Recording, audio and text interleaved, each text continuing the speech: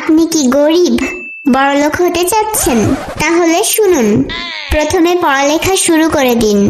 দিনরাত এক করে পড়াশোনা করুন, এরপর পরীক্ষায় ফেল হয়ে যান। তারপর রেজাল্ট শিটটা আপনার বাবাকে গিয়ে দেখান। সেই রেজাল্ট দেখে আপনার বাবা আপনাকে একটা ফুচকার দোকান দিয়ে দিবে, আর সেই দোকানে অনেকগুলো মেয়েরা ফুচকা খেতে আসবে। সেই সব মেয়েগুলোর মধ্যে সব থেকে বড়লোক বাপের মেয়েকে আপনাকে খুঁজতে হবে। যখনই সেই মেয়েটা ফুচকা খাওয়ার পর আপনাকে ফুচকার টাকা দিতে যাবে, আপনি টাকা দিতে না করে দিবেন এবং বিকাশে টাকা দিতে বলবেন। বিকাশে টাকা দেওয়ার ফলে আপনি তার নাম্বারটা পেয়ে যাবেন। তারপর ওই নাম্বারে আপনাকে মেসেজ করতে হবে।